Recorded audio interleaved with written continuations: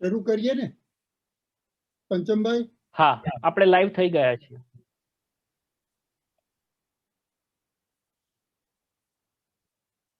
મિત્રો, નટવરભાઈ પન્નાબેન આજે આપણી વચ્ચે છે. નટવરભાઈ આપણા મુખ્ય વક્તા છે. આજે 20મી ફેબ્રુઆરી છે. આવતીકાલે 21મી ફેબ્રુઆરી આંતરરાષ્ટ્રીય માતૃભાષા દિવસ તરીકે એ મનાવવામાં આવતી હોય છે. એની પાછળનો આખો ઇતિહાસ સમજવાની જરૂર છે. ઢાકાની યુનિવર્સિટીમાં મોહમ્મદ અલી જીનાએ જે પ્રવચન આપ્યું એને કારણે બંગાળી ભાષાને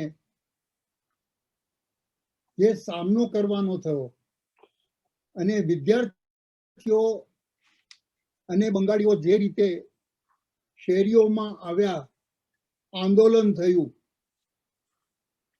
એ આખો ઇતિહાસ નજર સમક્ષ રાખીએ ત્યારે મને એમ થાય કે ગુજરાતમાં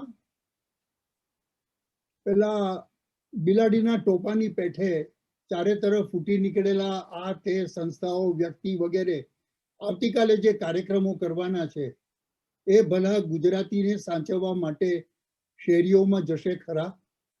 હાકલ કરશે ખરા? એ પૂછશે ખરા કે ગુજરાતી ક્યાં જઈને પહોંચી છે? આ 21મી ફેબ્રુઆરીની પૂર્વ સંધ્યાએ આપણે જે વાત કરવાના છીએ એ વાત નટવર ગાંધીના એક લખાણથી થયું છે. નટવર ગાંધીનું આ પહેલું લખાણ નથી. આપણું સૌભાગ્ય છે કે આપણી વચ્ચે બાબુભાઈ છે. બાબુભાઈ સુથાર એ દિવસોમાં સંધિ નામનું સામયિક ચલાવતા. એ સંધિના એપ્રિલ-જૂન મહિનાના 2010ના અંકમાં નટવરભાઈએ એક મોટો અંગ્રેજીમાં એક લેખ આપેલો. એ લેખનું ભાષાંતર 26 નવેમ્બર 2010ના ઓપિનિયનના અંકમાં મેં આપેલું. એ બંનેના પાર્શ્વભૂમિ સાથે આ લેખને આપણે તપાસીએ તો હું માનું છું નટવર ગાંધીને આપણે એક પ્રકારનો ન્યાય કરી શકીએ. નટવરભાઈએ પ્રશ્નો ઊભા કર્યા છે. સૌથી પહેલો પ્રશ્ન તો એ કરે છે કે અહીં જે કામ ચાલે છે, એટલે એ ફોકસ અમેરિકાનું કરે છે. અમેરિકાનું કરે છે ત્યારે મારી સમજણ મુજબ એ માત્ર ઉત્તર અમેરિકાનું છે, કેનેડા અને યુનાઇટેડ સ્ટેટ્સનું. અને એ એમ કે છે કે ગુજરાતી ભાષા સાહિત્યમાં જે કામ થાય છે તે નાયગ્રામાં તરતી નૌકા જેવી હાલત છે. એ તો એ કહેશે, પણ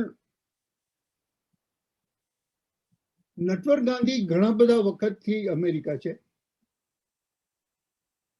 એમણે Gujarati literary academy of north America જે છે એના સ્થાપનામાં અને એના એક અધિકારી તરીકેનો પણ, અધિકારી પદ માટેનો પણ આ પેલા સેવા આપેલી છે. એટલે એની પાસે એક ગુંજાઈશ તો છે, એક લાંબા પટની એક સમજણ છે. તે ઉપરાંત જે બીજું બધું છે તે એ કે એ માણસ કવિતા લખે છે, પણ કવિતા પહેલા એમણે લેખો અને કેટલાક ચિંતન નિબંધો આપ્યા છે. એ ચિંતન નિબંધો જે લોકો શાંતિથી વિચારી શકે અને ઊંડાણમાં જઈ શકે એ માટે હું એમને ભલામણ કરું કે નિરીક્ષકની ફાઇલ હવે અવેલેબલ છે. તો એના એ ફાઇલની અંદર, એની ડીવીડીની અંદર નટવર ગાંધીના ઘણા બધા નિબંધો, ચિંતન નિબંધો વાંચવા મળશે. મને આ તકે નટવર ગાંધીને કહેવાનું મન થાય કે તમે એક અજાણ્યા ગાંધીની આત્મકથા આપી, તમે 3 કાવ્ય સંગ્રહો આપ્યા, બીજું ઘણું બધું તમે આપ્યું છે, પણ આ તમારા નિબંધો, ચિંતન નિબંધોનું પુસ્તક વેળાસર કેમ કરવા જેવું તમે વિચારતા નથી? મારે કહેવાનું મન થાય કે એ એમનું અગત્યનું પાસું છે કે એમણે જે કેટલાક પ્રશ્નો ઊભા કર્યા છે, એ પ્રશ્ન એક ચિંતક તરીકે કર્યા છે. એ જે વાત મૂકે છે એમાંની ઘણી બધી ડિબેટેબલ હોઈ શકે છે, અને એ ડિબેટની સાથે આપણે આદાન પ્રદાન કરીએ તો હું માનું છું કે એમાંથી ઘણું બધું આપણને મળે. આજે આપણે એવું વિચાર્યું છે કે નટવરભાઈ આરંભમાં 15 મિનિટ ઓછી વધારે એ પોતાને જે કંઈ કહેવું છે કહેશે, પછી આપણે એમની સાથે ચર્ચા કરીએ છીએ, આપણે એમની સાથે પ્રશ્નોત્તરી કરીએ છીએ, આપણે હોઈ શકે છે એમના જે લખાણ છે એની આલોચના પણ કરીએ છીએ. એ જે કંઈ હોય તે ટૂંકમાં આપણે રજૂઆત કરે એ આપણે કરીશું. પણ એ કરતા પહેલા હું નટવરભાઈને બોલાવવું એ પહેલા અમેરિકા એમનો જે સોનેટ સંગ્રહ છે એમાંની એક સોનેટ મને રજૂ કરવાની હું તમારી રજા લઉં છું, અને તે છે કૃતજ્ઞ ધરું ધૂળ.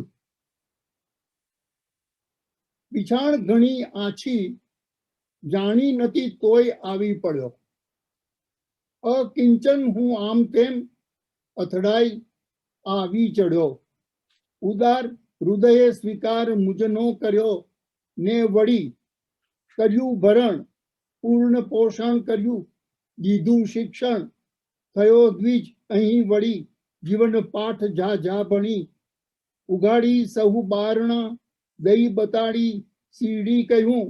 યથેચ ચડવા ન બંધન કશા, સહારો બધો મળ્યું જીવન નવ્ય ધ્યેય. ચરિતાર્થ થઈ જિંદગી. ગમે ધનિક દેશ પણ વિશેષ આકર્ષણ. ઇમર્સન પ્રબુદ્ધ, લિંકન વિમુક્તિદાતા તણુ. થોરોનું વિટબેન ટ્વેઇન અને કવિ એમિલીનું મને. ભલે ઉરવસે સદા જન્મભૂમમાં ભારતી, પરંતુ મન કર્મ જ્ઞાન દ્રઢ આત્માના નિર્ણયે. કૃતજ્ઞ ધરું ધૂળ મસ્તક, અમેરિકાની સદા. આ અમેરિકાના આવા ચાહકને હવે આપણે સાંભળીએ. નટવર ગાંધી. બહુ જ મોટો આભાર વિપુલભાઈ. તમે તો સંશોધન કરીને બાબુભાઈને યાદ હશે કે જે લેખ એમણે કાઇન્ડલી પબ્લિશ કર્યો મારો આજથી 15-20 વર્ષ પહેલા, અને તમે એનું અનુવાદ કર્યો, એ પણ બહુ મોટી વાત છે મારા માટે. અને તમે જે અમેરિકાની વાત કરી, એ જ કાવ્ય સંગ્રહમાં 1-2 પંક્તિ માં મેં અમેરિકા જે મને દેખાય છે એની વાત કરેલી. નિતાંત ઉછળે, ફળે સળભળે મળે ઉભરે, દયા દમન દાનનો દયિત દેશ પૃથ્વી પટે. મારી દ્રષ્ટિએ અમેરિકા જેવો રેવોલ્યુશનરી દેશ, સતત બદલાતી, સતત પરિવર્તનશીલ દેશ આ દુનિયામાં ક્યાંય છે જ નહીં. અને એને કારણે જ મારી જે અમેરિકા પ્રીતિ છે એ સોનેટ તમે જે વાંચી સંભળાયું એમાં બતાય છે. પરંતુ આજનો વિષય એ મારા માટે ખૂબ અગત્યનો છે, કારણ કે આપણે બધા માટે કે જે બધા પ્રદેશમાં રહીએ છીએ, ઇંગ્લેન્ડમાં, કેનેડામાં, અમેરિકામાં, ઓસ્ટ્રેલિયામાં કે બધે ઠેકાણે, તો એ જે જગ્યાએ આપણે અમારના ઘણા તો 40-50 વર્ષથી સ્થાયી થયેલા છીએ, તો અહીંયા વસવાટમાં, અહીંયાના આગમનમાં આપણે આપણી સાથે આપણો સાંસ્કૃતિક વારસો, ભાષા વૈભવ બધું લઈને આવ્યા છે. કોઈ એમ પણ કહી શકે કે આપણે આપણું બેગેજ લઈને અહીંયા આવ્યા છીએ, પણ સાથે સાથે એક ઉત્તમ સંસ્કૃતિનો વારસો લઈને આવ્યા છીએ. એમાંથી કેટલી જાળવી શકીએ એ જુદી વાત છે, પરંતુ લાવ્યા તો છીએ જ. તો 1977માં સુરેશ દલાલ જ્યારે અમેરિકા આવેલા ત્યારે એમણે આવું સૂચન કરેલું કે ભાઈ અહીંના સાહિત્ય રસિકોએ વારંવાર મળવું જોઈએ અને નિયમિત સાહિત્યિક પ્રવૃત્તિઓ કરવી જોઈએ. એ સૂચનને ખ્યાલમાં રાખીને અહીંના થોડાક સાહિત્ય રસિક મિત્રોએ, અને ખાસ તો પન્ના નાયક જે મારી બાજુમાં બેઠા છે, એમણે આ બાબતમાં બહુ આગેવાની લીધેલી. આ મિત્રોએ એક literary academy of north America સ્થાપી અને પન્નાબેન એના પ્રમુખ પણ થયેલા. આ અકાદમી અત્યારે રામભાઈ ગઢવી ના નેતૃત્વ તળે ચાલે છે અને ભાઈ આશીષ દેસાઈ અને ગિનીબેન એ બેઠા છે. એ લોકો અત્યારે એનું ઘણું મોટું કામ કરી રહ્યા છે. અને એ અકાદમી દ્વારા અમે અહીંયા દેશથી ઘણા સાહિત્યકારોને લઈ આવ્યા છીએ અને એમને અમેરિકાના જુદા જુદા શહેરોમાં ફેરવ્યા છે. એમાં મનુભાઈ પંચોળી, દર્શક ઉમાશંકર જોશી, હરીન્દ્રભાઈ, નિરંજન ભગત, રઘુવીર ચૌધરી, વિનોદ જોશી, મણિલાલ પટેલ, રતિલાલ બોરીસાગર અને બીજા ઘણા ખ્યાતનામ સાહિત્યકારો અમેરિકા આવી ગયા. અને આ ઉપરાંત આ થવા છતાં ઉપરાંત પણ ન્યુયોર્ક અને ન્યૂજર્સીમાં બહુ જ ગુજરાતી સંખ્યા ઘણી છે આપણી વસ્તીની. એટલે ત્યાં ચલો ગુજરાત, ગૌરવ ગુજરાત એવા કંઈક મોટા સમારંભો યોજાય છે. હજારોની સંખ્યામાં ગુજરાતીઓ હાજરી આપે છે અને ત્યાં એ સમયે પણ સાહિત્ય પ્રવૃત્તિઓ થાય છે. તમે ફિલાડેલ્ફિયાની વાત કરી, બાબુભાઈ તો બેઠા છે અહીંયા. તો ત્યાં ફ્રેન્ડ્સ ઓફ ફિલાડેલ્ફિયા એમાં દર વર્ષે 2 વર્ષે આપણા ગુજરાતી સાહિત્યકારોનું સન્માન થાય છે. એમાં બાબુભાઈનું સન્માન થયેલું, પન્નાબેનનું પણ સન્માન થયેલું. અને ત્યાં બાબુભાઈએ ગુજરાતી સાહિત્યનું એક ઉત્તમ સામાયિક સંધિ ચલાવેલું, બહુ જ ઉચ્ચ કક્ષાનું સામાયિક. અને સાથે સાથે અત્યારે કિશોરભાઈ દેસાઈના સંપાદન નીચે શ્રેષ્ઠ સાહિત્યનું સામાયિક ગુર્જરી બહાર પડે છે અને છેલ્લા 30 વર્ષથી બહાર પડે છે કન્સિસ્ટન્ટલી. એ બહુ જ અગત્યની વાત છે. એ ઉપરાંત પણ શિકાગો, હ્યુસ્ટન, દેવિકાબેન બેઠા છે, અને સેન ફ્રાન્સિસ્કોમાં આપણા જયશ્રી મર્ચન્ટ સાહિત્યના કાર્યક્રમો ચલાવે છે. બહુ મોટો સારો બ્લોગ ચલાવે છે, આપણું આંગણું. આમ અમેરિકાના અનેક શહેરોમાં, નાના મોટા શહેરોમાં સાહિત્યની પ્રવૃત્તિઓ બહુ જ મોટા પ્રમાણમાં થઈ રહી છે. આ બધી સાહિત્યિક પ્રવૃત્તિઓને કારણે અમેરિકામાં વસતા સાહિત્યકારોને ઘણું પ્રોત્સાહન મળે અને અહીંયા ઢગલાબંધ લખાય પણ છે. જોકે આ લખાણને ડાયસ્પોરા સાહિત્ય કહેવું કે નહીં તે બહુ મોટો પ્રશ્ન છે. ડાયસ્પોરા સાહિત્યનો ઇતિહાસ બહુ જૂનો છે. હળદૂત થયેલા જ્યુઝ, યહૂદી પ્રજાએ અસહિષ્ણુ ત્રાસવાદીઓની બચવા માટે પોતાના ઘરબાર છોડીને આખી દુનિયામાં રઝળવું પડ્યું. અને એ યાતનામાંથી જે સાહિત્ય લખાણું, તેમાંથી ડાયસ્પોરા સાહિત્યની શરૂઆત થઈ. એમાં મૂળ તો સ્વદેશ પાછા જવાની, હોમલેન્ડ પાછા જવાની, મા ભૌમના ખોળામાં ફરી રમવાની ઝંખના હતી. આવું ઘર જુરાપનું જે સાહિત્ય છે એ ડાયસ્પોરા સાહિત્ય. આ દ્રષ્ટિએ જોઈએ તો અમેરિકામાં આવેલા ગુજરાતીઓ દેશમાંથી ભાગીને નથી નીકળ્યા. એ તો સ્વેચ્છાએ અમેરિકા, ઇંગ્લેન્ડ, ઓસ્ટ્રેલિયા એમ પશ્ચિમના દેશોમાં આવ્યા અને સ્થાયી થયા. પશ્ચિમના સુવાળા અને સુખવાળા જીવનથી એ ટેવાઈ ગયા. ભાગ્યે જ કોઈ પાછું જવાનું નામ લે છે. એટલે સાચા અર્થમાં અહીં રચાતું ગુજરાતી સાહિત્ય એ ઘર જુરાપોનું સાહિત્ય છે જ નહીં. અને છતાં અહીં આવનારાઓમાંથી ઘણા સાહિત્ય રસિકોને લખવું છે અને લખે પણ છે. પરંતુ જે લખાય છે તેને સાહિત્ય કહેવું કે કેમ એ મોટો પ્રશ્ન છે. અહીંના લખનારો પ્રયત્ન જરૂર કરે છે, પણ એમની સજ્જતા ઓછી. આમની લેખન પ્રવૃત્તિમાં દેશમાં જે અને જેવું લખાય છે તેનું અનુકરણ જોવા મળે છે.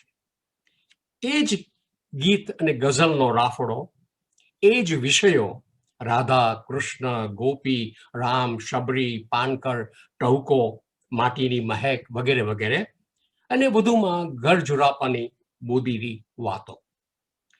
આ સાહિત્યકારો અમેરિકા ન આવ્યા હોત અને દેશમાં જ રહ્યા હોત તો આવું જ કંઈક લખ્યા હોત.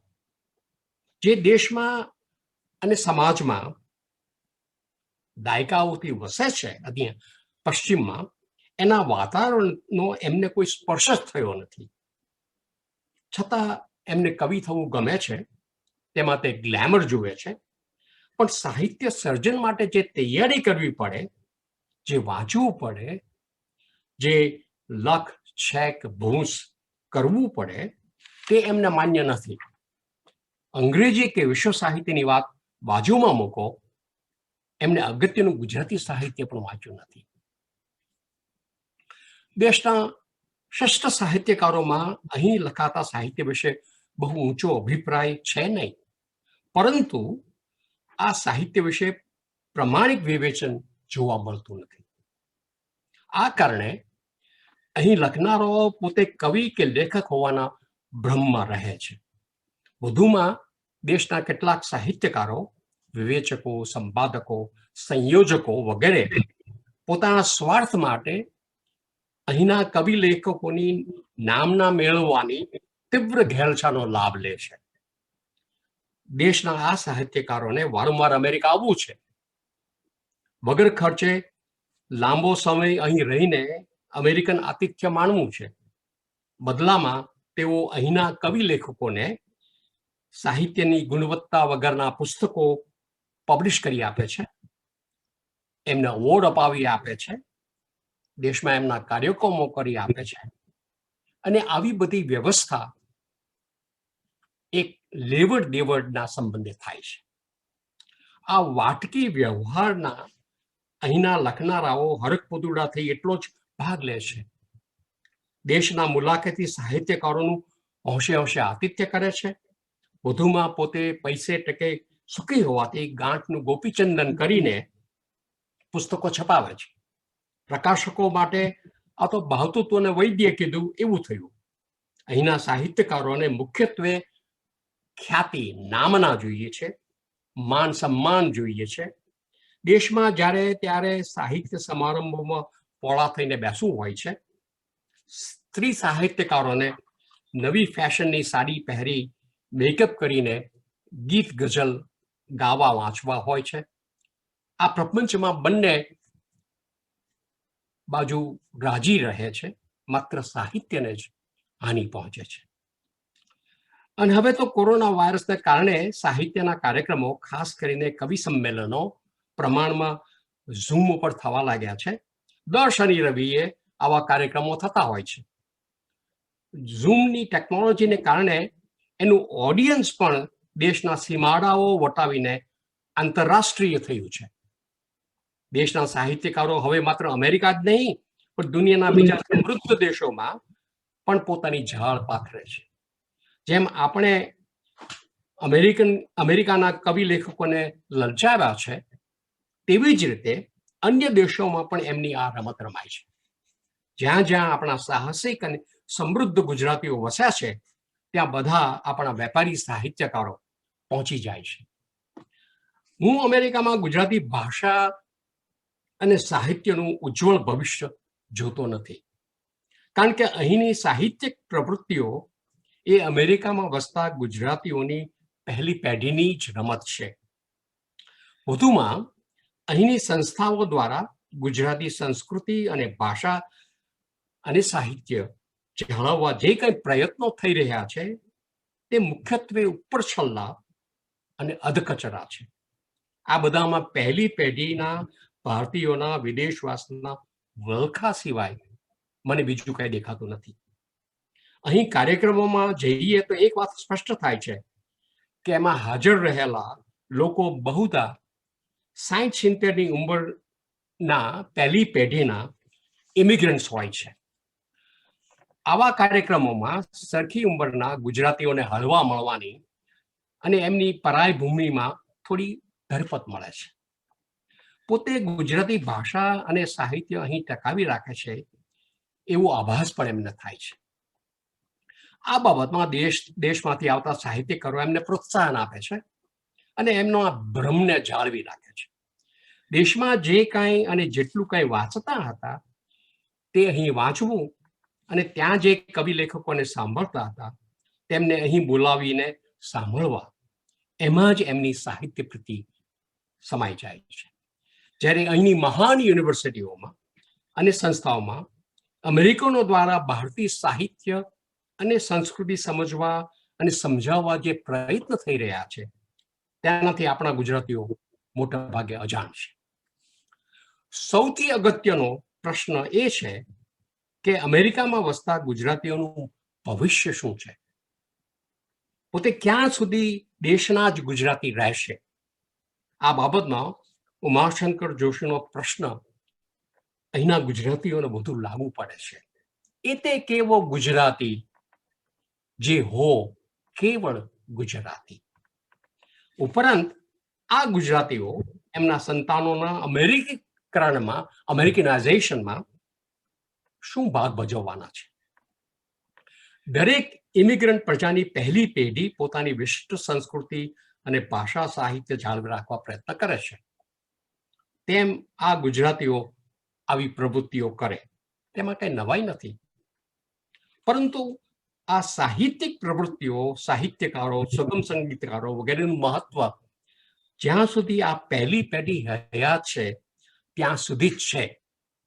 અહીં જન્મીને અહીં જ ઉછરેલી બીજી, ત્રીજી કે ચોથી પેઢીના ગુજરાતીઓ માટે આ બધું એકમાત્ર વિસ્મયનો, વંડરનો જ વિષય બની રહે છે. અહીંથી નવી પેઢીને ગુજરાતી ભાષા અને સંસ્કૃતિની પ્રવૃત્તિમાં કોઈ ઝાઝો રસ છે નહીં. અહીં ઉછરેલા સંતાનોની ગુજરાતી ભાષાની જાણકારી ઉપરછલ્લી હોય છે અને ગુજરાતી સાહિત્યની સમજૂતી તો નહીવત હોય છે. આ નવી પેઢીના સંતાનોને ગુજરાતી નથી આવડતું, એ પોતે ગુજરાતી નથી પણ અમેરિકન છે. એમના આચાર અને વિચાર, સંસ્કાર અને સંસ્કૃતિ, અસ્તિત્વ અને અસ્મિતા આ બધું અમેરિકન છે. એનો અર્થ એ નથી કે એ પેઢી ભારતીય સંસ્કૃતિને ભૂલી જશે. આજે જે રીતે અહીંની બીજી પ્રજાઓ પોતાના પૂર્વજોના મૂળ શોધવા પૂર્વજોની જન્મભૂમિએ યાત્રાએ જાય છે, તેવી જ રીતે આપણા ગુજરાતીઓની નવી પેઢી ભારતીય સંસ્કૃતિ અને જીવન વિશેનું સંશોધન કરી તેનું ગૌરવ કરશે. એ અમેરિકન પ્રજાનો ભારતીય સંસ્કૃતિ અને જીવન પ્રત્યેનો રસ તે ઐતિહાસિક સંશોધન કે પ્રદર્શનથી વધુ નહીં હોય. ધર્મ અને વાણી સ્વાતંત્ર્યના આ દેશમાં સૌને પોતાની સંસ્કૃતિ જાળવવાની છૂટ છે, પણ તે જાળવણી અહીં ઉછરતી ગુજરાતી પ્રજા અમેરિકન ઢબે જ કરશે. દેશમાંથી ઉછરીને અમેરિકા આવી વસેલા ગુજરાતીઓ પોતાના મૂળિયા પકડી રાખે અને અમેરિકન ન બને એ તો સમજી શકાય છે. પણ તેઓ જ્યારે એમની અહીં ઉછરતી અમેરિકન પ્રજાને ગુજરાતી બનાવવા મથે છે ત્યારે વિચિત્ર પરિસ્થિતિ ઉપજે છે. અમેરિકામાં ઉછરીને અમેરિકન ન થવું પણ ગુજરાતી જ રહેવું તે પાણીમાં પલળ્યા વગર તરવા જેવી વાત છે. અહીં આવેલી અન્ય ઇમિગ્રન્ટ પ્રજાઓએ આવા પ્રયત્નો જરૂર કર્યા છે, પણ એ પ્રયત્નો જોખમી નીવડ્યા છે. હિન્દુ સંસ્કૃતિની એક વિશેષતા એ છે કે એનું અસ્તિત્વ હિન્દુ જીવન અને હિન્દુ સમાજ વગર અસંભવિત છે. હિન્દુ સંસ્કૃતિને જો સામાજિક સંદર્ભની અનિવાર્યતા હોય તો પછી અમેરિકામાં એ સંસ્કૃતિ લાવવા અને પેઢીઓ સુધી જાળવવા માટે આપણે હિન્દુ જીવન લાવવું અને જાળવવું જોઈએ. આ શક્ય છે ખરું? આ બાબતનો આકરો અખતરો હરિકૃષ્ણ સંપ્રદાયના અમેરિકન અનુયાયીઓ અત્યારે અમેરિકામાં કરી રહ્યા છે. અત્યારે તો આ કઠોર પ્રયોગ નાના પાયા ઉપર થઈ રહ્યો છે. આધુનિક અમેરિકન જીવનથી વિમુખ અને અપવાદરૂપ એમનું અસ્તિત્વ વિસ્તરશે કે વિલીન થશે એ તો ભવિષ્ય જ કહી શકાય. પરંતુ અહીંના ગુજરાતીઓ કે બીજા ભારતીયો હરિકૃષ્ણ વાળા સાથે જોડાય એ બહુ સંભવિત નથી. ઉલટાનું એમણે હરિકૃષ્ણ ધર્મના આકરા જીવનને દૂરથી જ નમસ્કાર કર્યા છે. અંતે તો દૂર દૂરથી વહી આવતી અનેક નદીઓ જેમ સમુદ્રને મળે છે તેમ દુનિયાને ખૂણે ખૂણેથી અનેક વંશોની પ્રજા અમેરિકામાં આવીને વસે છે.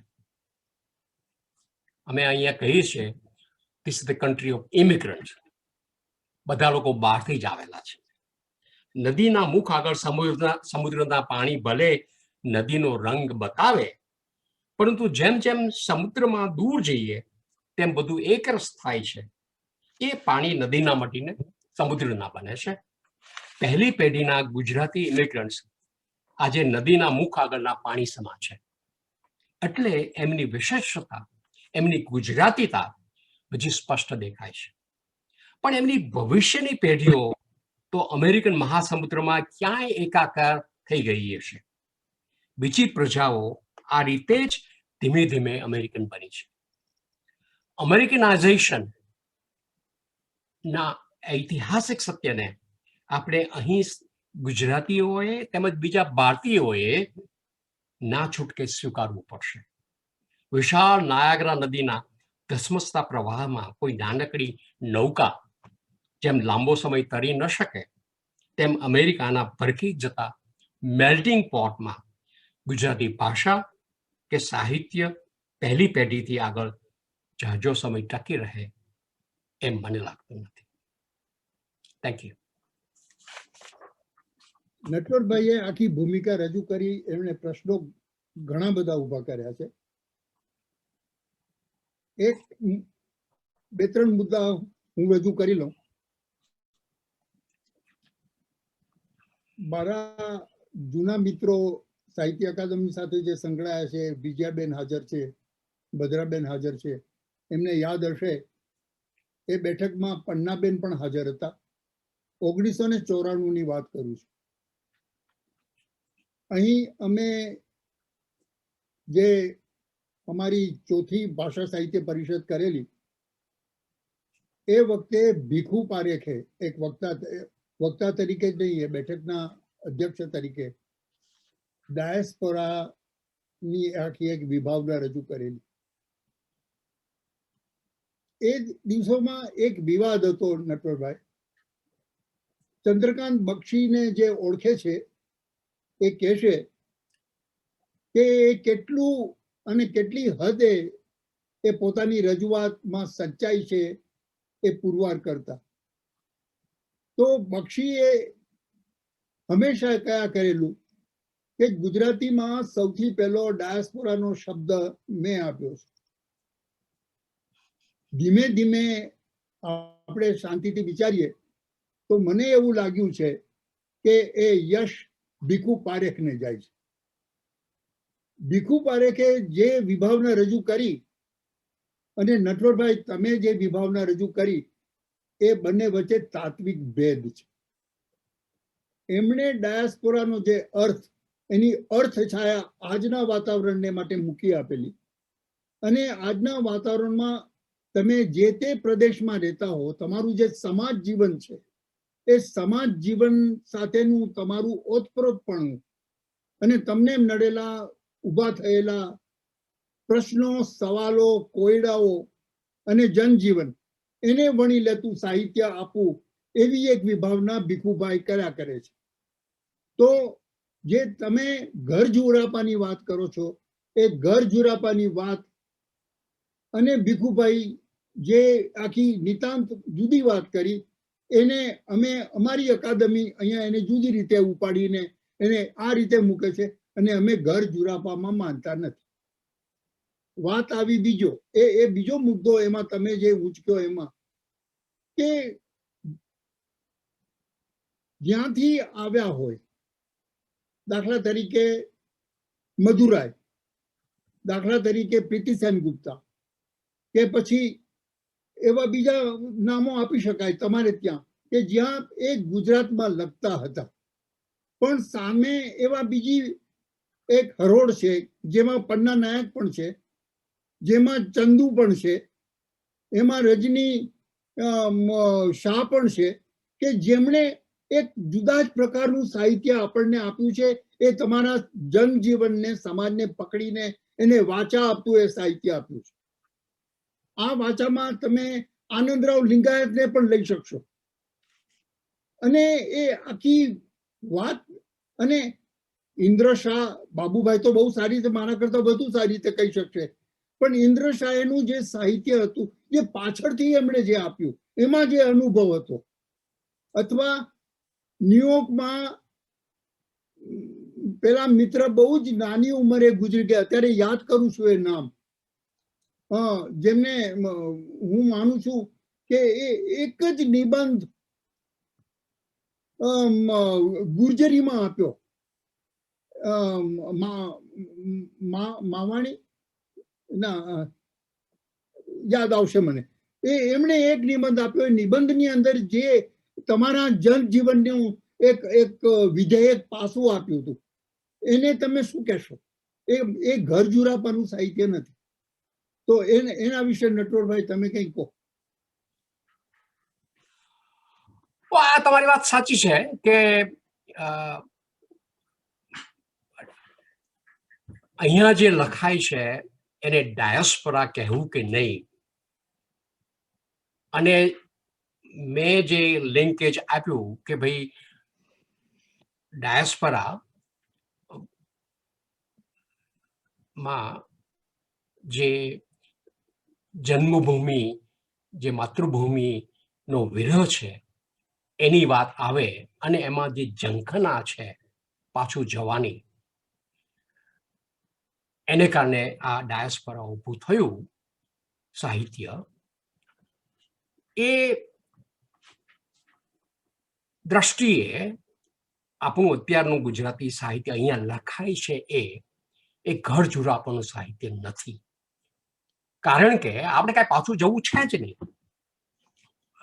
ઉલટાનું આપણા દેશમાં પાછા જઈએ છીએ ત્યારે અઠવાડિયું, 2 અઠવાડિયા, 3 અઠવાડિયા રહીને થાય કે ચાલો અમેરિકા પાછા ચાલો, આપણું ઘર અહીંયા છે અમેરિકામાં. અને પણ તમે કોઈ પણ વ્યાખ્યા આપો ડાયસ્પોરાની, જેમ ભીખુભાઈ આપે છે, અને એ પ્રમાણે એને કહી શકો તો મને કઈ એવો બાબતનો વાંધો નથી, જુદી ટર્મ્સમાં લખાય. પણ મારો અગત્યનો મુદ્દો આ લેખમાં હું રજૂ કરવા પ્રયત્ન કરું છું એ છે કે ગુજરાતી ભાષા અને સાહિત્ય આ દેશમાં, અમેરિકામાં પહેલી પેઢીથી આગળ ટકે નહીં. જ્યાં સુધી અમારી પહેલી પેઢી છે ત્યાં સુધી બરાબર છે, અને એ પેઢી જો આવ્યા જ કરવાની હોય તો ત્યાં સુધી ચાલશે. પરંતુ અમારા છોકરાઓ અને એના છોકરાઓ ને ગુજરાતી સાહિત્ય કે ભાષા સાથે બહુ લેવા દેવા નથી. માત્ર એ જ મારો મુદ્દો છે. એટલે અમારે લોકોએ અહીંયા એવા ભ્રમમાં ન રહેવું કે અમે અહીંયા ગુજરાતી સાહિત્ય ટકાવી રાખીએ છીએ, ભાષાની મોટી સેવા કરીએ છીએ. હા, પણ એનો અર્થ એ નથી કે અહીંયા બેઠા બેઠા ગુજરાતી સાહિત્ય ન થઈ શકે. કાકા Babubhai is a clear example કે વર્ષોથી અહીંયા રહે છે, પણ ગુજરાતી ઘણા એક ઉચ્ચ કક્ષાનું ગુજરાતી સાહિત્ય એ પોતે લખે છે, અભ્યાસ કરે છે, વિવેચન કરે છે, અને એમનો જગત સાહિત્યનો જે પરિચય છે એ અદ્ભુત છે, એમાં કોઈ શંકા છે જ નહીં. તો એ પણ એક મોડલ જે છે ને, it's an exception, rare exception છે, એવું બની જ ન શકે. તો માત્ર મુદ્દો એ છે કે અમારા લોકોએ જે અમેરિકનાઇઝેશન થાય છે અહીંયા, મેલ્ટિંગ પોટ જે થાય છે, એમાં બચી જ ન શકાય. અને જે લોકો એ ટ્રાય કરે છે બચવાનું એમાંથી, એ સફળ થયા નથી. ખાલી એક દાખલો આપીને કહું કે અહીંયા પેન્સિલ્વેનિયામાં લેન્કેસ્ટર એરિયાની અંદર એમિશ લોકો રહે છે અહીંયા, જે લોકોએ 18-19મી સદીના જે જીવન પદ્ધતિ હતી યુરોપની એ બધી અહીંયા જાળવી રાખી છે. પણ એ એક પ્રદર્શન તરીકે ચાલે, એ જાહેરમાં બહુમતી કોઈ દિવસ સ્વીકારી કરવાની નથી. તો અમે લોકો અહીંયા ભલે ગુજરાતી સાહિત્યના સંમેલનો યોજીએ, મળીએ, કવિતા સાંભળીએ, ગઝલો ગાઈએ, પણ એની કોઈ એનાથી કંઈ જાજુ વળે નહીં. માત્ર એટલું જ કહેવાનું છે. નટવરભાઈ, તમે જે વાત કરી એમાં એક સવાલ અગત્યનો તમે ભાષાની વાત કરી છે. હવે ભાષાની વાત કરું તો આપણે ગુજરાત જવું પડશે.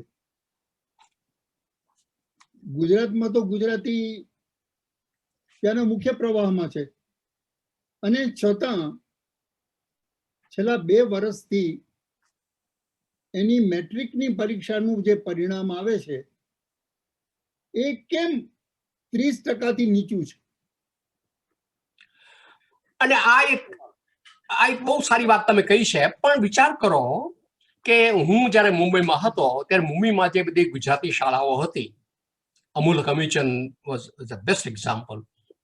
આજે એ બધી શાળાઓ ખલાસ થઈ ગઈ ગુજરાતી માધ્યમવાળી.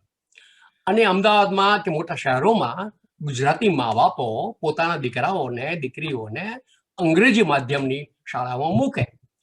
એમાં હું એમનો કોઈ વાંક જોતો નથી, કારણ કે આપણા રાષ્ટ્રનું બંધારણ અંગ્રેજીમાં લખાણું. આપણા ઉત્તમ પુસ્તકો અત્યારે જે પબ્લિશ થાય છે અંગ્રેજીમાં થાય છે. ઉત્તમ વર્તમાન પત્રો, ન્યૂઝપેપર્સ અંગ્રેજીમાં છે. પાર્લામેન્ટની અંદર અંગ્રેજીમાં. નટવરભાઈ, આજે જ ઇન્ડિયન એક્સપ્રેસમાં એક અગત્યનો લેખ છે. એ ગ્લોબલાઇઝેશનને લીધે માત્ર આપણી માતૃભાષા નહીં, જગતભરની નાની મોટી અનેક માતૃભાષાને ગ્લોબલાઇઝેશનને લીધે બહુ તકલીફ પડી રહી છે. એનું પોતાનું પ્રદાન આપવા માટેનું કામ એ આપણે લેવું પડશે. એટલે આપણે ત્યાં મૂળ જે રીતે શિક્ષક અને શિક્ષણ અને શાળાઓ જે રીતે ગુજરાતમાં ચાલી રહી છે છેલ્લા 40-50 વર્ષથી, એમાંથી ગુજરાતી કેવી રીતે બચવાનું હતું? એક જમાનો હતો જ્યારે બાબુભાઈ, તમે કે હું કે પન્નાબેન ત્યાં ભણતા હતા ત્યારે એ શિક્ષકો એવા કાબેલ હતા, એમની પાસે એટલું નિષ્ઠા ભરેલું ભણતર આપવાનું હતું. એ આજે ક્યાં છે? આજે યુનિવર્સિટીના ડિપાર્ટમેન્ટ પણ ગુજરાતી ડિપાર્ટમેન્ટ, મને યાદ છે કે સાહિત્ય પરિષદનું અધિવેશન પાટણમાં ભરાય છે. ઉત્તર ગુજરાત યુનિવર્સિટીમાં ગુજરાતી ડિપાર્ટમેન્ટનું કોઈ નામ નહોતું. એ શરૂ કરવા માટેનો ઠરાવ મારે મૂકવાનો હતો. હવે આ પરિસ્થિતિ જ્યારે ત્યાંની છે, એના મૂળ યુનિવર્સિટીમાં ભણતરનો સવાલ નથી, તો શિક્ષકો આપણને ક્યાંથી મળશે? આખો પ્રશ્ન એ એટલો બેહુદો છે, ચિંતાવાળો છે કે એમાંથી તમે જે કહેલી વાત છે એ વાતમાં હું કહું ક્યાંક અમારા દેશની અંદર દીપક બારડોલીકર જેવી વ્યક્તિ કે અદમ ટંકારવી જેવી વ્યક્તિ એક ખૂણામાં બેસીને જે કામ કરે, અને કેવું માતબર સાહિત્ય એમણે ગુજરાતને ધર્યું છે. એને ગુજરાત પોખવા આવ્યું નથી. ઉમાશંકરે જે કહ્યું, તમે જે આખી વાત કરી એ તે કેવો એ કેવળ ગુજરાતીની વાત લઈને તમે કહો છો, એમ જે કઈ લખનારાઓ છે ખૂણે ખાંચરે, એ ત્યાં ગુજરાતમાં હોય કે અહીંયા હોય, એ પોતે પોતાનું કામ કરે છે.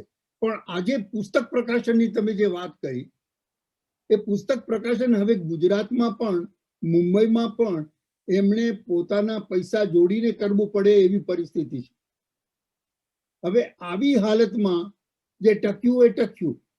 બાકી જે તમે ઈશારો કર્યો છે એ ઈશારાની વાત હું આગળ અત્યારે લઈ જતો નથી, પણ અમારામાંના એક મહેન્દ્ર દેસાઈ અહીંયા છે.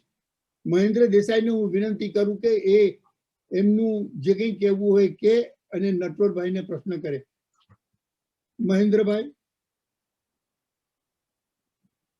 તમે અનમ્યુટ કરજો.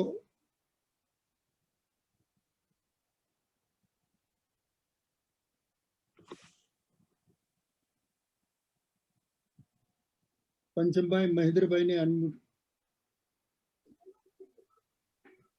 હેલો, હાજી બોલો. સંભળાય છે? હાજી. હા, નમસ્તે બધાને. બહુ સરસ પ્રશ્ન તમે બંને રજૂ કર્યો ભાષાનો, કે ભાષા ભૂસાઈ રહી છે અને સાથી ભૂસાઈ રહી છે એનું કોઈ આપણે નિરાકરણ નથી કર્યું. પણ 1960 ની અંદર એક વાક્ય મેં સાંભળેલું, અને એ હતું યુનાઇટેડ નેશન્સની અંદર ડાગ હેમરશોલ્ડના મૃત્યુ પછી એક નવા જનરલ સેક્રેટરી આવ્યા, જેનું નામ હતું U Thant, બર્માના, આપણે મ્યાનમારના. અને એમના પ્રવચનની અંદર એમને પહેલું એક એવું વાક્ય બોલ્યા કે our decisions were limited to our resources up to now, but now onward our decisions will make resources. આ એક બદલાવ હતો કે સાધન સંપત્તિ ઓછી હોવાથી આપણા નિર્ણયો સીમિત હતા, અને એને લીધે થઈને શું થયું, જે પ્રગતિ થવી જોઈએ એ ઓછી થતી, થોડુંક બંધિયાર થઈ જતું હતું. હવે પછી જે ખુલ્યું, જે ઉઘાડ આવ્યો શું, અને એની અંદર સાધન સંપત્તિ વધતી ગઈ, એની લીધે આપણા નિર્ણયો વધ્યા, અને નિર્ણયો લેવાથી નવા નવા સાધનો, નવા નવા ઉપકરણો, નવા નવા વસ્તુ બધી ઉભી થતી ગઈ, અને સમૃદ્ધિ વધી. એ સમૃદ્ધિની લહેરની અંદર ઘણું બધું સારું થયું, પણ એ સમૃદ્ધિ મલ્ટીપ્લાય થતી ગઈ, અને એનું એક સુનામી આવ્યું સમૃદ્ધિનું અને સાધનનું. છેલ્લા 30 વર્ષની અંદર જે ટેકનોલોજીએ જે બદલાવ લાવ્યો છે, એ સુનામી સુપર સુનામી જેવું છે, કે જેની અંદર જેને આપણે જૂનું માળખું કહીએ ને, તમે એક બહુ સરસ લખ્યું કે પરીક્ષક હતા, કારણ કે પહેલાના જમાનામાં જે લખાતું, બરાબર છે, એના માટે અધ્યયન થતું, વાંચન, પઠન, મનન, ચિંતન, પરીક્ષણ, અને પછી પ્રકાશન. આ એક આવું માળખું હતું. એ બધું જ વહી ગયું. મારી પાસે લેપટોપ છે, હું લખી અને હું લેખક, તમે જે વાત કરીએ, એટલે એ પ્રમાણનું થયું. એટલે એમાં જે સાહિત્યની બે વસ્તુ થઈ, એક તો જે જૂનું મૂળ હતું એ ઉખડી ગયું, નવું છે એ પાતું થઈ ગયું. એમાં તમે જે ગુણવત્તા કહીએ એ ગુણવત્તા નથી રહી. બીજું શું બન્યું કે ભાષા પ્રત્યે આપણે જો શિક્ષણને લઈએ, શિક્ષણ પદ્ધતિને, તો અત્યાર સુધી કોઈ શિક્ષણ પદ્ધતિને કોઈ ગાઈડલાઈન નથી મળી શિક્ષણ સંસ્થાને કે કઈ ભાષામાં છોકરાઓને શીખવવું. પછી શિક્ષણ સંસ્થાએ એવો વિચાર કર્યો કે ભાઈ કોઈ ગાઈડલાઈન છે નહીં, આપણે આપણી ભાષામાં શીખવીએ. એટલે એમને એ ભાષા સ્વીકારી કે જે જીવન ઘડતરનું નહીં પણ ગજવું ભણતરનું એ ભાષા શીખવાડી અમને. એટલે અંગ્રેજી આવી ગયું. અને આ સમૃદ્ધિની વાત, આ સમૃદ્ધિની સુનામીની અંદર જે પરિવર્તન આવતા ગયા, ટેકનોલોજીની જે પરિવર્તન, પછી સમૃદ્ધિની જે પરિવર્તન આવ્યા, એમાં પહેલું આપણે આપણી ભાષાને ગુમાવી દીધી. કારણ કે એની કોઈ ચોક્કસ શિક્ષણ મિનિસ્ટ્રીએ કોઈ દિવસ એની ચોખ્ખી ગાઈડલાઈન આપી નથી કે તમે આવી રીતે ભાષા કરો. એટલે એ બધું વહી ગયું, અને પછી જે બધું ઉપડ્યું એ બધું ગુણવત્તા વગરનું થયું. એટલે આજે જે ડાયસ્પોરાની સ્થિતિ છે સાહિત્યની, એવી સ્થિતિ બનતા સુધી ગુજરાતમાં પણ હશે કે આજે ગુજરાતી વાંચનારા કેટલા. પહેલા અનડા બુક ડેપોની અંદર જઈને આપણે ઘણા બધા પુસ્તકો ખરીદી શકતા હતા. આજે એ બુક ડેપો છે કે નહીં જ ખબર નથી, બંધ થઈ ગઈ. આ પરિસ્થિતિ ગુજરાતની છે. પરદેશની વાત જેવી છે એવી ગુજરાતની પણ છે. ડાયોસ્પોરા ગુજરાતે પોતે પણ હવે ડાયોસ્પોરા જેવું થઈ હાલત જેવી થઈ છે. આમાં આપણ તમે જે વાત કરી, જે લેખ છે કે નાયગ્રા ધોધ અને નૌકા, એ આપણી નૌકા નાયગ્રા ધોધના કિનારા પર આવીને ઊભી છે, એવી હાલત છે. પણ અને આવું એવું એકલું કઈ ગુજરાતી ભાષા માટે જ નથી, હિન્દી સાહિત્યની અંદર પણ આટલો જ તાગાળો છે. ત્યાં પણ એટલો આનાથી પણ વધારે આક્રોશ ભાષા માટેનો છે. પરદેશી ભાષા જતી રહી છે અને એવી રીતે અનેક ભાષાઓને હશે. એટલે દરેક ભાષા અત્યારે જે આપણે કહીએ કે આંસુ કાઢવાની સ્થિતિ પર અત્યારે દરેક લોક ભાષા સાહિત્ય આવી ગયું છે. હવે આનો ઉકેલ શું? આમાં કોઈ જગ્યાએ આપણને આશાનું કિરણ દેખાય ખરું? Let me interrupt, Vipulbhai. Sahib, let's hear what Babu Sutar has to say about all this. Because એ પોતે ભાષા શાસ્ત્રી પણ છે અને મોટા સાહિત્યકાર પણ છે અને વર્ષોથી અમેરિકામાં છે અને એમણે ગુજરાતની અંદર સુરેશ જોશી અને એમના સાહિત્ય વર્તુળ સાથે બહુ મોટું કામ કરેલું છે. સો બાબુભાઈનું શું કહેવું છે આ બધા માટે? અને ગુજરાતી સાહિત્ય ભણાવતા હતા ખરા અને અમેરિકામાં યુનિવર્સિટી ઓફ પેન્સિલ્વેનિયામાં એમને ગુજરાતી શિક્ષણ પણ કરેલું છે અહીંના અમેરિકન પેઢીઓ માટે. બાબુભાઈ. હા, સૌથી પહેલા તો પેલી ઘર જોરાપાની વાત. તમે મને એમ લાગે છે કે ઘર જોરાપાની બાબતમાં જરાક નવેસરથી વિચાર કરવાની જરૂર છે, કારણ કે અત્યારે ઘણા બધા ફિલસૂફો આ વિષય પર કામ કરી રહ્યા છે અને ઢગલાબંધ પુસ્તકો પણ પ્રગટ થયા છે. એ લોકો they are very seriously talking about this. આપણા જેમ ઘણીવાર આપણા ત્યાં શું છે કે ઘર જોરાપાને આપણે બહુ આમ લાગણી ને આવું ખોટું ને નકામું ને વગેરે વગેરે. ભોળાભાઈ પટેલ એવું કહેતા હતા કે તમને ઘર જોરાપો થાય છે તો અમેરિકા શું કામ જાવ છો, દાખલા તરીકે. મેં હમણાં એક સરસ નાનકડું પુસ્તક વાંચ્યું ફ્રેન્ચ ફિલોસોફરનું, બાર્બરા કાસીનું. એમાં એની 3 મોડેલ ઘર જોરાપાના આપ્યા છે. એક તો ઓડિસિયસનું. ઓડિસિયસ ઘરે આવવા નીકળ્યો છે અને ઘરે પહોંચતો જ નથી, પહોંચ્યા પછી ઘરમાં પણ એક એવો અજાણ્યા થઈને એને રહેવું પડે છે. બીજું એવું જ મહાકાવ્યમાંથી આપ્યું છે આરેનાસનું. એનું ઘર સળગી જાય છે, પછી ઘરમાંથી બધો સામાન લઈ અને બીજે રહેવા જાય છે, ત્યારે બીજા દેશની ભાષા લેટિન એનો સ્વીકાર કરે છે અને ઘરમાં જે કંઈ છે બધું તો પોતાના ખભા ઉપર પીઠ ઉપર લઈને જઈ શકે એમ નથી. એટલે જેટલું લઈ જઈ શકાય એટલું લઈ જાય છે અને ત્યાં જઈને પછી લેટિન ભાષા એને શીખવા માંડે કે એ રીતે આખો ત્યાંનો માણસ બની જાય. બની શકે કે મોટાભાગના ગુજરાતીઓ કદાચ આ મોડેલ પર અહીંયા છે. અને ત્રીજું મોડેલ જર્મન ફિલોસોફર હન્ના અરેન્ડ્ટનું. એમ કહે છે કે ભલે હું વિદેશમાં હોઉં, એક્ઝાઇલમાં હોઉં, તો પણ હું મારી ભાષા અહીંયા મારી ભાષા એ મારું ઘર છે. એટલે આ રીતે આ 3 મોડેલ આ નાનકડી પુસ્તિકામાં આપ્યા છે. અને મને એમ લાગે છે કે પહેલું મોડેલ તો ગુજરાતી પ્રજાને કામ લાગે એવું નથી, પણ આપણે બીજું અને ત્રીજા મોડેલમાં અહીંયા જે લોકો વાતમાં કહેતા હોય છે કે હું આટલા વર્ષોથી અમેરિકામાં રહું છું એટલે મારી ગુજરાતી ભાષા પર પકડ નથી અને હું હવે અંગ્રેજીમાં જ વધારે સારું બોલી શકું એમ છું, તો પેલા બીજા મોડેલ વાળા જેને કે આખું એડજસ્ટ થઈ જાય છે તેવું. અને ત્રીજા જે આપણા સર્જકો આપણે બધા લખવાનો પ્રયત્ન કરીએ છીએ તે. અને નોસ્ટાલ્જિયા એક બીજી વાત પણ છે. વોલ્ટર બેન્જામિને બહુ સરસ વાત કરી છે કે એક જમાનામાં લોકો દરિયો પાર કરીને જતા અને પછી ઘરે આવતા ત્યારે ત્યાંની વાર્તાઓ કહેતા, અને આ રીતે વાર્તાના મૂળ થોડાક આ રીતે સમુદ્ર ખેડવામાં પણ જુએ છે. ગુજરાતીઓ નથી કહેતા લગભગ. આપણે કેટલી બધી ગુજરાતી પ્રજા પરદેશ ગઈ છે ત્યારે એની વાત, કારણ કે ઘરે આવ્યા, કારણ કે ઘરે નથી આવતા મોટા ભાગના, અને જે ઘરે આવે છે પછી ત્યાંની વાત નથી લાવતા. એક વેરી ઇન્ટરેસ્ટિંગ આખું કલ્ચરલ સિચ્યુએશન જોવા જેવું છે. એટલે નોસ્ટાલ્જિયા માટે મને એમ લાગે છે કે થોડાક પોઝિટિવ બનવાની જરૂર છે. બીજું ભાષાની વાત બહુ જ સંકુલ મુદ્દો છે અને મને એમ લાગે છે કે એના પર જ એક લાંબી સેશન કરવી જોઈએ, કારણ કે આ આખો પ્રશ્ન લેંગ્વેજ પ્લાનિંગનો છે, લિંગ્વિસ્ટિક્સ પોઈન્ટ ઓફ વ્યૂથી. ભાષાશાસ્ત્રમાં એક કન્સેપ્ટ છે, એ છે લેંગ્વેજ લોયલ્ટી. અને ભાષા માટેની જે લોયલ્ટી જ્યારે ઓછી થતી જાય, કારણ કે તમારી પાસે એક કરતાં વધારે ભાષાઓ હોય ત્યારે શું થાય કે એમાંની જો એક ભાષા ઇકોનોમિકલી પાવરફુલ હોય તો તમારી લોયલ્ટી ધીમે ધીમે એ ભાષા તરફ જવા માંડે. જ્યારે એવી પરિસ્થિતિ થાય ત્યારે સમાજે અથવા રાજ્ય પગલાં લેવા જોઈએ અને ભાષાનું આ રીતે શિફ્ટિંગ થતું હોય એનું અને પ્રોસેસ થોડો ધીમો કરવો જોઈએ.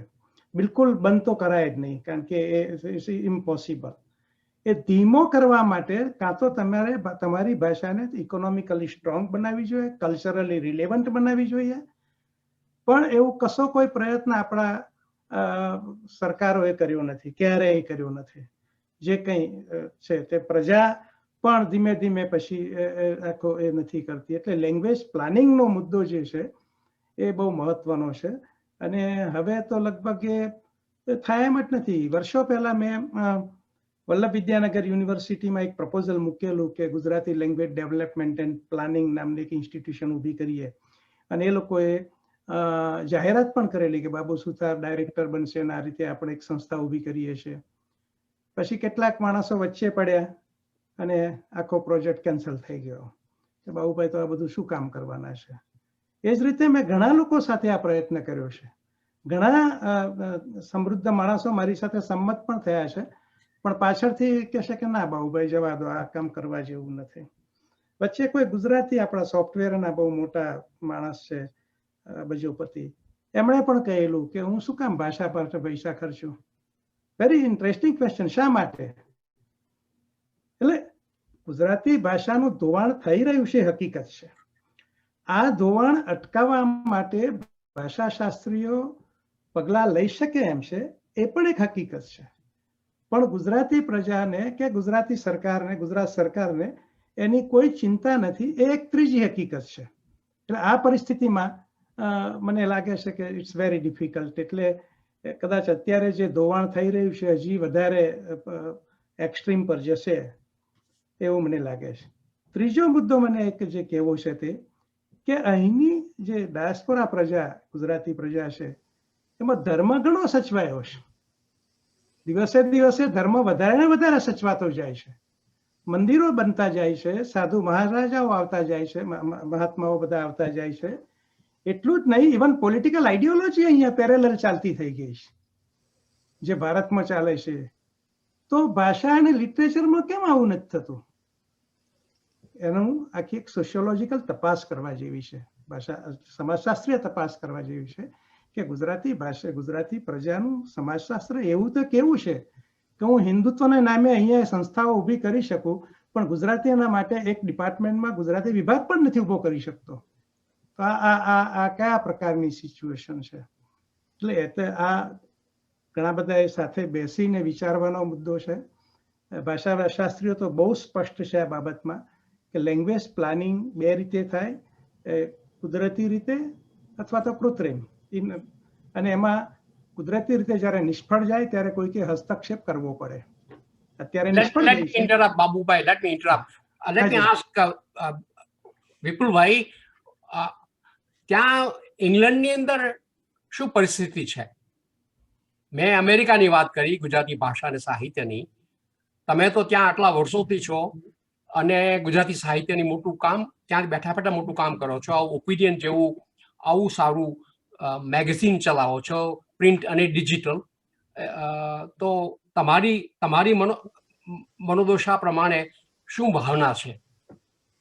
બાબુભાઈએ જે વાત કરી છે એ ઘણી તથ્યવાળી વાત છે. અમારે પણ એક ચિત્ર કે ધર્મના સ્થાનકો, સંસ્કૃતિના સ્થાનકો વધતા જાય છે. અને એ માટેનું કારણ કે એમાં જાજી બુદ્ધિ દોડાવવાની નથી. જ્યારે ભાષા કે સાહિત્ય કે પછી કળા કે સંસ્કૃતિને જે આપણે જે એને બ્રોડર સેન્સમાં લઈએ તો એ બધી પ્રવૃત્તિઓ કરવા માટે થોડીક મુશ્કેલી છે. એ મુશ્કેલી બે કારણે છે. માધ્યમ ગુજરાતીમાં કરવી કે ગુજરાતીને અંગ્રેજીમાં કરવી કે માત્ર અંગ્રેજીમાં કરવી. આ જે સવાલના જે છે એ બે પેઢી વચ્ચેની જે મુશ્કેલીઓ છે એ મુશ્કેલીઓ હવે અમારે ત્યાં પણ આવવા માંડી છે. એટલે ચિત્ર કઈ જુદું છે એવું નથી. એ છેવટે તો આપણા ઉપર અસર તળ ગુજરાતની પણ એટલી જ પડે છે ને. Let me ask this. અત્યારે અહીંયા બેઠા બેઠા લખે છે, પન્ના નાયક છે, પંચમભાઈ છે અને બીજા બધા છે, તો હું એમને પૂછું કે તમારી દ્રષ્ટિએ શું લાગે છે? તમે તો અમેરિકામાં આવીને જ લખવાનું શરૂ કર્યું. એટલે મારી દ્રષ્ટિએ હું તમારી સાથે સંમત થતી નથી ડાયસ્પોરા માટે. ઘર જુરાબાનું સાહિત્ય તો ખરું જ, પણ તમે અહીંયા રહીને જો કવિતા, વાર્તા કે નવલકથામાં જો અહીંના સમાજનું પ્રતિબિંબ ના હોય અને તમે અમદાવાદ કે અમરેલીમાં જે લખાતું હોય એ જ લખતા હો, તો એને ડાયસ્પોરા સાહિત્ય હું ન કહું. એટલે હું ભીખુભાઈ સાથે સંમત થાઉં છું કે અહીંના વાતાવરણનું પ્રતિબિંબ તો પડવું જ જોઈએ. અને પ્રકાશભાઈએ એક જમાનામાં કહેલું કે આ ફ્લેમિંગો મારો વાર્તા સંગ્રહ છે, એનું એક ઉત્તમ ઉદાહરણ છે કે અહીંના સમાજની વાતો મેં એ વાર્તાઓમાં વળી લીધી છે. એટલે જેણે ફ્લેમિંગો વાંચ્યો હશે અને જે વડે વાર્તાઓ વાંચી હશે, બાબુભાઈ છે, વિપુલભાઈ છે, પંચમભાઈ છે, એ કહી શકે કે એ ડાયસ્પોરા સાહિત્ય થાય છે કે નહીં. એટલે મારી દ્રષ્ટિએ અહીંયા જે લખાય છે એ ઉત્તમ સાહિત્ય થાય છે કે નહીં, એ ડાયસ્પોરા સાહિત્ય બને છે કે નહીં, એ આપણે વિચારવું જોઈએ. દાખલા તરીકે કુસુમબેન પોપટની એક કોબીનો દડો અને મોસંબી વાળી વાર્તા એક સારામાં સારી વાર્તા છે. અથવા વલ્લભભાઈની હિલિંગ રોડની ચોરીની આખી વાર્તા. હા, ખરી વાત છે. ભદ્રાબેન અને પંચમભાઈ અહીંયા છે, બેને હું વિનંતી કરું કે કંઈક રજૂઆત કરે. વિપુલભાઈ, એ પહેલા જેમના હાથ અહીંયા રેઝ ઊંચા કરેલા છે ઘણા વખતથી અને કોમેન્ટ છે, જીનીબેન છે. જીનીબેન, નમસ્તે સર્વેને. ગાંધી સાહેબે બહુ જ સરસ આઈનો ધર્યો છે અને બહુ જ સરસ વાત કરી છે, અને એના માટે ગુજરાતી ભાષા બચાવવા, ડાયસ્પોરા સાહિત્ય, એના માટે જે કંઈ કામ કરવાનું છે એ રામ સેતુ બાંધવા જેવું છે. બાબુભાઈ સુથારે પણ જણાવ્યું કે એ રામ સેતુ બાંધવા માટે કયા કયા પ્રયાસો થયા અને છતાં એને પરિણામ મળ્યા નથી.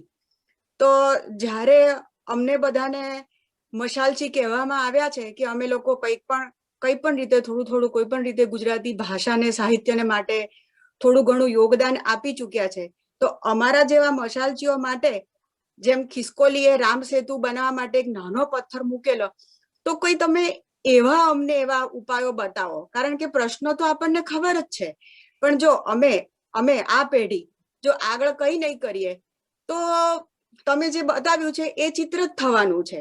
તો પ્રશ્નનું નિરાકરણ કઈ રીતે થઈ શકે? અમે એ રામ સેતુમાં કાંકરી મૂકવા તૈયાર છીએ. જીનીબેન, તમે ક્યાં રહો છો? હું પ્રિન્સ્ટન, ન્યૂ જર્સી. અમારી અહીંની અકાદમીના અગ્રણી કાર્યકર્તા છે અને અમારા જે ઝૂમ સેશન થાય છે એમના એક ખાસ સંચાલક છે. ભદ્રાબેન, તમારે કઈ રજૂઆત? મારે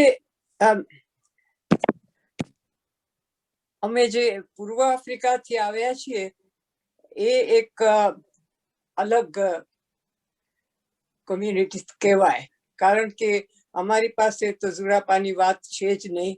અને તમે જે 2-3 વાત કહી, બાબુભાઈએ વાત કરી કે જો ઇકોનોમિકલી કોઈ પ્રજા સફળ હોય, સદ્ધર હોય, તો એની ભાષા પણ સદ્ધર રહી શકે છે. અને એ જ રીતે અમે જ્યારે પૂર્વ આફ્રિકામાં હતા ત્યારે ગુજરાતીઓ બધા બહુ સદ્ધર હતા ઇકોનોમિકલી, એટલે અમારી ગુજરાતી ભાષા ત્યાં જળવાઈ રહી. સંસ્કૃતિ તો બહુ જ સુંદર રીતે જળવાઈ રહી, પણ એટલી હદ સુધી કે જ્યાં જે ગામોમાં પંજાબીઓ બહુ ઓછા હોય કે બંગાળીઓ ઓછા હોય, તો ગુજરાતી જ માધ્યમથી એ લોકો પણ ગુજરાતી માધ્યમની શાળાઓમાં ભણતા અને ગુજરાતી બોલતા. એટલી હદ સુધી અમારી ગુજરાતી ભાષા ત્યાં સદ્ધર હતી. પછી અહીં આવ્યા પછી જેવી રીતે ફરી બાબાએ કહ્યું એમ ઇકોનોમિકલી આ દેશમાં અંગ્રેજી ભાષાની મહત્વતા બહુ છે, એટલે દેખીતું છે કે એ તરફ અમારું વલણ વધારે થાય. પણ તે છતાંય ગુજરાતી જે પેલી પ્રજા જાળવી રાખી છે એ તો બહુ સરસ રીતે. અને નટભાઈએ કહ્યું તેમ એક બાબુ સુથાર જ એક્સેપ્શન નથી, અમારા વિપુલભાઈ પણ એક્સેપ્શન છે કે આટલા વર્ષો સુધી એમણે આ ભાષાને જાળવી રાખવા માટે ખૂબ ખૂબ પ્રયત્નો કર્યા છે. અને બીજું એ પણ કે વિપુલભાઈ તો હજુ પણ ભારતમાં ભણ્યા, જ્યારે અમારા જેવા તો પૂર્વ આફ્રિકામાં જ રહ્યા ને ત્યાં જ ભણ્યા, ત્યાંથી જ પછી અહીંયા આવ્યા છીએ. એટલે અમારા માટે એ ગુજરાતી ભાષાનું જે તમે જે કહો છો જે સ્તર ગુજરાતીઓનું હોવું જોઈએ એ નથી, પણ છતાંય અમારી લોયલ્ટી એ ભાષા તરફ જે છે એ તો ખૂબ જ સદ્ધર છે. પંચમભાઈ, બાબુભાઈને કઈક જવાબ આપવો છે.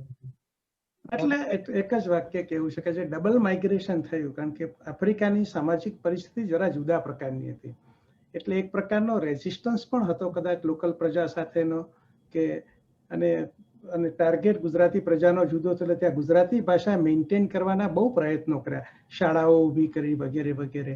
પછી એ જ પ્રજા જ્યારે યુકે કે અમેરિકા જ્યારે જાય છે, ફરીથી ત્યાં માઇગ્રેટ થાય છે, ત્યારે પેલો રેઝિસ્ટન્સ રહેતું નથી ને પછી ધીમે ધીમે પાછા અંગ્રેજી ભાષા તરફ ટળવા મળે છે. એટલે આખો એનું પણ એક very interesting situation. I agree with her કે આ એક અલગ જ કમ્યુનિટી બને છે. Very interesting. બાબુભાઈ, તમે એક પણ વાત સાચી છે કે ત્યાં અમે હતા તો અમે આપણી સંસ્કૃતિને જરા ઊંચી સમજતા, એટલે આફ્રિકન સંસ્કૃતિની અમને કોઈ ચિંતા જ નહોતી કે અમે એની અસર અમારા પર કોઈ થોડો ક્યાંક linguistic racism, cultural racism operate થતો હતો ત્યાં. યા